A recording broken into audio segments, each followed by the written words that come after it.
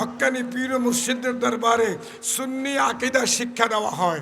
তারা ওয়াহাবিদের আকীদা, শিয়াদের আকীদা, খারিজিদের আকীদা, মুতাজিলাদের আকীদা থেকে সাবধান থাকে। ঠিক না ঠিক?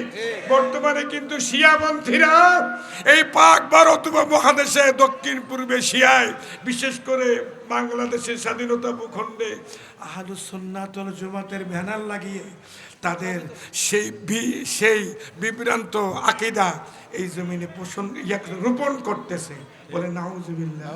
বাহ্যিক দৃষ্টিতে সুন্নি জামাতের নাম ধারণ করে আহলুস সুন্নাত ওয়াল জামাতের প্রতি যথাযথ এই যে সম্মান প্রদর্শন করতে বিতর্কত দিক দিয়ে দেখা যায় শিয়া আকীদা পোষণ করে।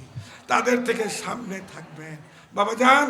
পীরের দরবার আসা যাওয়া করেন, পীর আমাদের মাকসুদ না, মাকসুদ হলো আল্লাহ, আল্লাহ রাসূল সাল্লাল্লাহু তাআলা আলাইহি ওয়াসাল্লাম।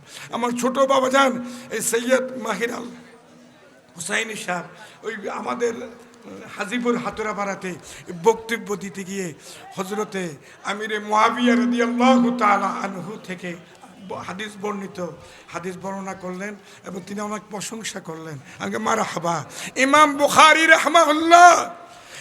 বুখারী রাহমাহুল্লাহ যিনি হাকিম তবকার মুহাদ্দিস ছিলেন, তিনার জ্ঞান বেশি ছিল না আমাদের জ্ঞান বেশি? ইমাম বুখারী সাহেবের জ্ঞান বেশি না আমাদের জ্ঞান বেশি?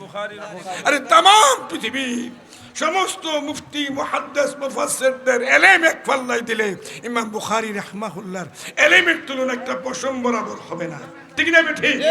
সেই ইমাম বুখারী সাহেব হযরত আমির মুআবিয়া রাদিয়াল্লাহু তাআলা আনহু থেকে হাদিস বর্ণনা করেন।